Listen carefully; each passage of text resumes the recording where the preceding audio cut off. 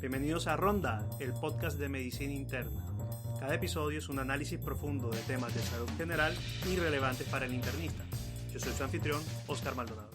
Bienvenidos a otro episodio de Ronda, el podcast de medicina interna. El día de hoy inauguramos una sección del programa, la cual hemos llamado el ensayo en 15 minutos.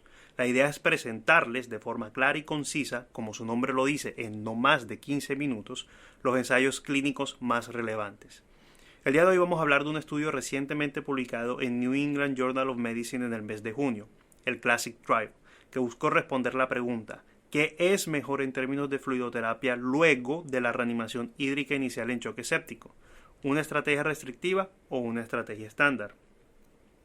¿De dónde nace la necesidad de este estudio? Pues bien, actualmente con respecto a la reanimación hídrica en sepsis, la guía de Surviving Sepsis recomienda un bolo de cristaloides inicial de 30 ml por kilo en pacientes con choque séptico o evidencia de hipoperfusión, dejando claro ellos que esta es una recomendación con base en evidencia débil y que más que nada corresponde a lo que llaman un Best Practice estándar, sin tener hoy en día evidencia con respecto a la mejor estrategia de reanimación hídrica en las horas y días siguientes, siendo hoy por hoy la tendencia actual hacia el lado de ser más restrictivos y guiarnos con variables dinámicas de respuesta a volumen, lo cual viene derivado de la evidencia en últimos años del potencial de riesgo de la sobrecarga hídrica en lo que respecta al desarrollo de lesión renal aguda, insuficiencia respiratoria y sobre todo mayor mortalidad. Sin embargo, también sabemos que un aporte hídrico insuficiente se asocia a una reanimación inadecuada. Entonces, ¿qué debemos hacer con respecto a los líquidos intravenosos luego de la reanimación inicial? Es lo que busca responder este ensayo. Este estudio incluyó 31 unidades de cuidados intensivos de 8 países de Europa. Fue realizado entre noviembre de 2018 y noviembre de 2021, en donde aleatorizaron 1.554 pacientes mayores de 18 años que hubieran sido admitidos a la unidad de cuidados intensivos en el contexto de choque séptico, definido como pacientes con infección sospechada o confirmada que tuvieran un lactato sérico mayor de 2 miligramos por decilitro en soporte vasopresor o inotrópico y que hayan recibido al menos 1 litro de líquidos intravenosos las 24 horas antes de la selección y en quienes se haya definido el estado de choque al menos 12 horas antes de ser incluidos. Procedieron a excluir a los pacientes que tuvieran el estado de choque por más de 12 horas, que no tuvieran un consentimiento de participación en el estudio, que tuvieran sangrado potencialmente mortal, quemadura aguda del más del 10% de superficie corporal total o que se tratara de una paciente embarazada. A los participantes los aleatorizaron en 2 grupos. Un grupo con una estrategia restrictiva de líquidos, fueron 770 pacientes, y otro con una estrategia estándar, 784 pacientes. El grupo de líquidos restringidos debía recibir al menos 1 litro de cristaloides en bolos de 200 a 500 mililitros, solo bajo determinadas circunstancias que fueron las siguientes. Primero, que tuvieran hipoperfusión grave, definida como un lactato sérico mayor o igual a 4 miligramos por decilitros. 2. Que la presión arterial media fuera menor a 50 milímetros de mercurio a pesar de la infusión de vasopresor o inotrópico. 3. Que la puntuación de moteado fuera mayor de 2.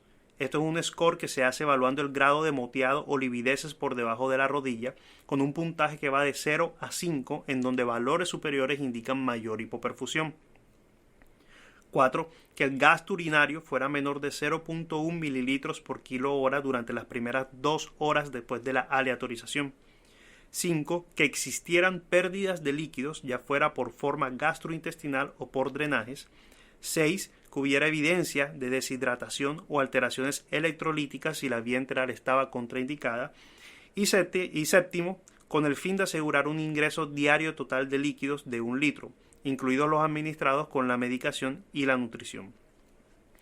El grupo de estrategia estándar, al contrario, no tenía límite con respecto a la cantidad de líquidos que podían recibir y se le podían administrar solo bajo las siguientes 3 condiciones. 1. Siempre y cuando el paciente estuviera estable hemodinámicamente. 2. Como líquidos de mantenimiento. Y 3. Como reemplazo de pérdidas esperadas u observadas o para corregir un estado de deshidratación o de alteraciones electrolíticas. Todos los pacientes fueron tratados con cristaloides isotónicos, permitiendo el uso de albúmina solo si el paciente había sido sometido a paracentesis abdominal. Y todos los pacientes recibieron tratamiento apropiado en lo que respecta a antibióticos y vasoactivos, controlando para que la única diferencia entre ellos fuera la cantidad de cristaloides recibidos. El desenlace primario que evaluaron fue la muerte por cualquier causa a los 90 días de aleatorización, mientras que los secundarios fueron el número de días vivo y fuera del hospital a 90 días, número de días vivo y sin soporte circulatorio o hemodinámico, ventilatorio o renal a los 90 días, así como los eventos adversos graves a nivel cerebral, cardíaco, intestinal, desarrollo de lesión renal aguda o isquemia de miembros. ¿Cuáles fueron los resultados? Pues bien, con respecto al desenlace primario, que fue la muerte por cualquier causa a los 90 días de la aleatorización, este se presentó en 42.3% de los pacientes en el grupo de estrategia restrictiva y en un 42.1% de los pacientes en el grupo de estrategia estándar, para una diferencia absoluta ajustada de 0.1% con un intervalo de confianza de menos 4.7 a 4.9 y una P de 0.96, es decir, sin significancia estadística. Con respecto a los eventos adversos graves como desenlace secundario, estos se presentaron en un 29.4% en el grupo de estrategia restrictiva y un 30.8% en el grupo de estrategia estándar, para una diferencia absoluta ajustada de menos 1.7% y un intervalo de confianza de menos 7.7 a 4.3 con una P de 0.46, es decir, nuevamente, sin significancia estadística. En conclusión, no hubo diferencias entre ambos grupos con respecto al desenlace primario y secundario. Este ensayo tiene unas fortalezas importantes, como son el hecho de que haya sido multicéntrico. Recordemos que fueron 31 unidades de cuidados intensivos en 8 países, lo cual aumenta la validez externa del ensayo y la generalización de los resultados, así como que los grupos fueron bastante homogéneos con respecto a sus características y que en ambos se realizó el apropiado control para que las únicas diferencias fueran los cristaloides administrados. Esto lo hicieron asegurando unos buenos protocolos con lo que respecta a antibióticos, vasoactivos, corticoides, entre otros. También otro punto fuerte es que hubo una mínima pérdida de seguimiento, la cual fue de solo el 0.6% de los pacientes, y esto es importante ya que el análisis del ensayo fue en protocolo de intención a tratar. Finalmente, la mayor fortaleza es que claramente busca responder una duda con respecto a una presentación clínica común de la cual no se cuenta con mucha evidencia. Esto no lo exime de ciertas debilidades. La principal y más obvia es que no fue cegado, aunque siendo justos, por el diseño del estudio era imposible hacerlo. Lo otro es que curiosamente el principal foco infeccioso en ambos grupos fue el gastrointestinal, aproximadamente un 37%, seguido del pulmonar en un 27% y el urinario con un 16%. Esto puede afectar los resultados ya que en caso de diarrea o emesis que suele acompañar a las infecciones gastrointestinales, era muy probable que se necesitaran mayores cantidades de volumen, lo cual puede afectar los resultados. Y digo que es curioso porque en todas las series son las neumonías las causas más comunes de sepsis y choque séptico. Esta diferencia en cierto modo es explicable por la pandemia y de hecho esta es la posible explicación que nos dan los autores. Recordemos que se llevó a cabo desde noviembre de 2018 a noviembre de 2021, en donde el uso de cubrebocas pudo haber contribuido a menor cantidad de neumonías no virales. La otra debilidad es que los pacientes recibieron en promedio 3 litros de líquidos en las 24 horas previas al reclutamiento. Y a esto se le suma que las diferencias totales de líquidos administrados en ambos grupos fueron pequeñas, alrededor de 2 litros para el día 5, con una diferencia también pequeña en el balance acumulado para este día, 800 mililitros aproximadamente. Esta poca diferencia podría explicarse por el cambio de paradigma actual con respecto a la fluidoterapia, en donde lo que conocemos como estándar va siendo más hacia el lado de lo restrictivo. También hubo varias violaciones de protocolo, 21.5% en el grupo de terapia restrictiva y 13% en el grupo de terapia estándar. Quizás esto significa que era más dispendioso cumplir el protocolo en el grupo restrictivo. Quizás, ya que el 64% de las violaciones de protocolo en este grupo consistieron en la administración de bolos cuando no existían los criterios predefinidos. Finalmente, no evaluaron parámetros hemodinámicos, lo cual hubiera sido bastante interesante de conocer. Me llama la atención que, Si bien en el análisis de subgrupos no hubo significancia estadística, hay dos grupos en los que hay una tendencia numérica hacia el beneficio con la estrategia restrictiva. Uno es el grupo de pacientes con soporte ventilatorio y el otro son los pacientes con una administración de cristaloides prealeatorización de más de 30 mililitros por kilo. ¿Qué podría significar esto? Pues que quizás una estrategia restrictiva podría ser beneficiosa en pacientes con SDRA y que los que tuvieron más de 30 mililitros por kilo administrados previamente simplemente no son respondedores a fluidos y en estos casos administrar más aumenta los desenlaces adversos.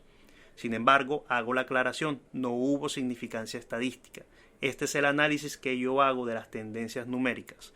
Quizás sería bueno a futuro evaluar esto en ensayos individuales. En conclusión, este ensayo mostró que una estrategia restrictiva de fluidos no es superior a una estrategia estándar con respecto a mortalidad o eventos serios adversos a 90 días en pacientes con choque séptico.